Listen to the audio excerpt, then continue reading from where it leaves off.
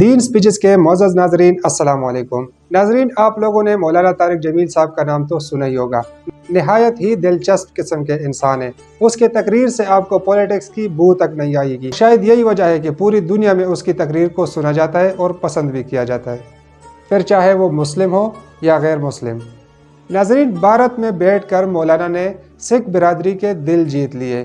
پورے مجمع میں آہ و پکار کی آواز اور صدائیں بلند ہوتی رہی۔ تو مولانا نے اپنے تقریر میں ایسا کیا بیان کیا کہ پورے سکھ برادری جو اس کے آگے بیٹھی ہوئی تھی رونے لگ گئی۔ تو چلو ویڈیو دیکھتے ہیں، اس کے بعد آ کے بات کرتے ہیں۔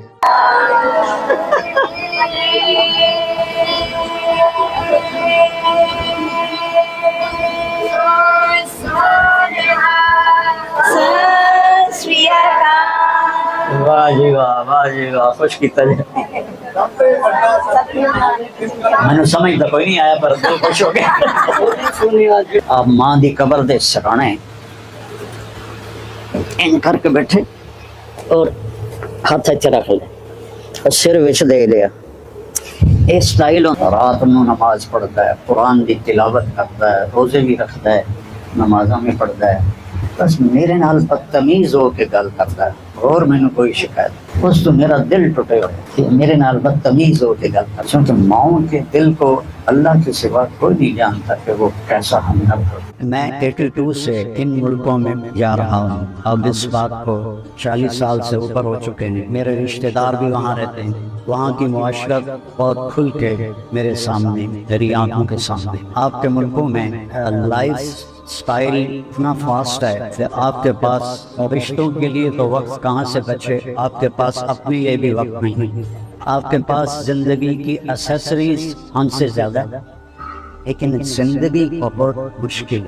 میرے ایک ماموں انگلینڈ میں گئے ایسے ہی مزدوری کرنے، بہت مالدار ہو گئے، بہت پیسہ بنا گیا۔ میں جب ملنے جاتا تو ہم وہ تبلیغی جماعت میں جاتے ہیں تو میں ان کو کہتا ہوں ماموں پہ تھوڑا ٹائم دو، جب پتر میں ویلا پتر میں ویل پڑی۔ 82 سے لے کر 2000 میں جب امریکہ سے واپسی انگلینڈ تھی تو ان کا خود ہی فون آیا، پتر میں آ کے مل گیا۔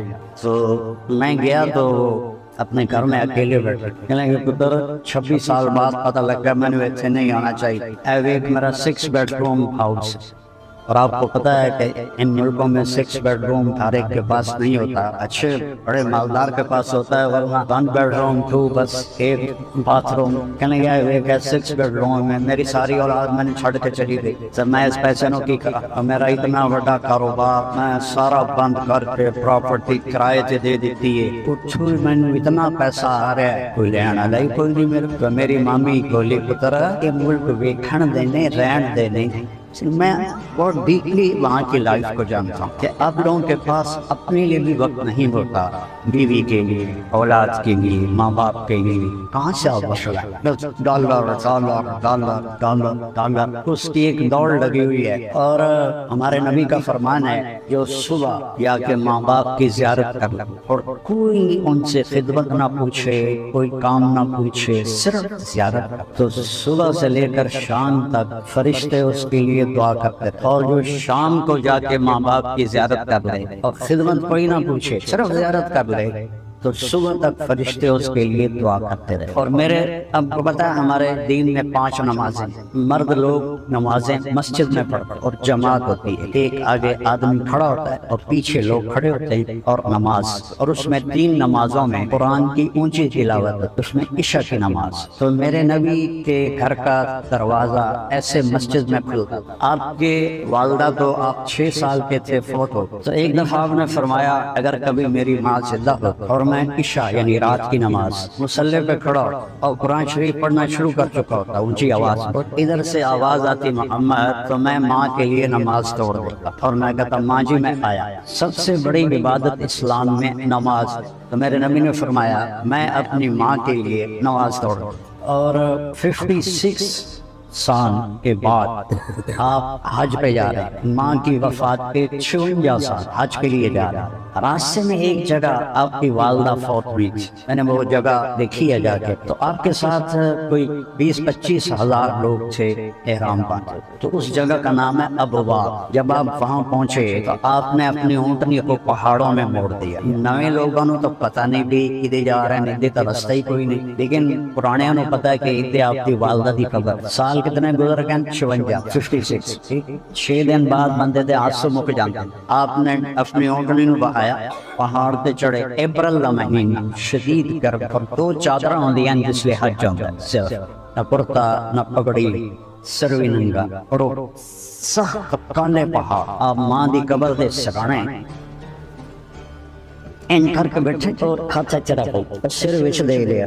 یہ سٹائل ہوندا ہے چھوٹے بچے دا، جس لیے اس لمبا رونا ہوئے پھر وہ اپنے گوڈے چاہ کے تے متھا گوڈیاں تے رکھ کے روندا ہے۔ 56 سال، 56 سال، 56 سال پہلے ماں فوت ہوئی، اور آپ انہاں دی قبر دے سرانے اتنا روئے کہ ساری داڑھی کہیں لگائی جو میں نہا کے نکلے ہوں، سارا وہ جڑا کپڑا آئی سارا پانی پانی ہو، اب دا سینے تے سارا پانی پانی، کئی گھنٹے مسلسل روندے رہے۔ اور میں اس جگہ نو آپ ویکھ ہے، اتنے 2 بندے نہیں رہ سکتے، پہاڑ ہے ان کا، اتنے تھوڑی جی جگہ۔ آپ فرمایا اج رات میں اپنی ماں دے کول گزارا، سارا حج دا حاجی 20-25 ہزار، وہ جہاں انتظام تھا وہ وہاں چلے گئے، اور آپ اپنی ماں کے پاس آپ نے رات گزاری، اور صبح وہاں سے آپ نے سفر شروع کیا۔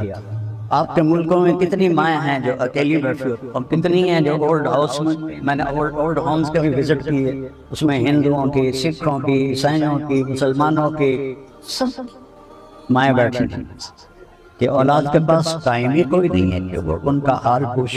ایک صحابی کہتے ہیں جو نبی کا ساتھی، وہ مر رہے تھے تو ان سے کلمہ نہیں پڑھا جا رہا تھا۔ ہمارے ہاں مسلمانوں میں رواج ہے کہ ہم سب کلمہ پڑھاتے ہیں آخر وقت، لا الہ الا اللہ محمد رسول اللہ، اللہ کے سوا کوئی معبود نہیں اور محمد اللہ کے رسول ہے۔ تو انہوں اکھن کلمہ پڑھو کہ میرے کو پڑھیا نہیں جانتا، ویسے بول رہے ہیں میرے کو پڑھیا نہیں جانتا۔ ان کی بیوی نے اللہ کے نبی کو پیغام بھیجا، یا رسول اللہ میرا خامن موت کی حالت میں ہے، اس سے کلمہ نہیں پڑھا جا، تو آپ تشریف لائے، اور آپ نے فرمایا بیٹا کہو لا الہ الا اللہ، کہ یا رسول اللہ میری زبان پہ نہیں آ رہا، میری زبان پہ نہیں آ رہا۔ آپ نے فرمایا اس کے والدین میں کون زندہ؟ تو ان کی بیوی نے کہا ماں زندہ ہے۔ کہ وہ ناراض ہے اس سے؟ کہ جی ناراض ہے۔ تو آپ نے پیغام بھیجا، وہ بیٹے کو چھوڑ کے دوسرے بیٹے کے پاس رہتے، ان کا نام تھا علقمہ، جن کا میں بتا کہ علقمہ کی ماں میں حاضر ہو جاؤں یا تو آویں گے؟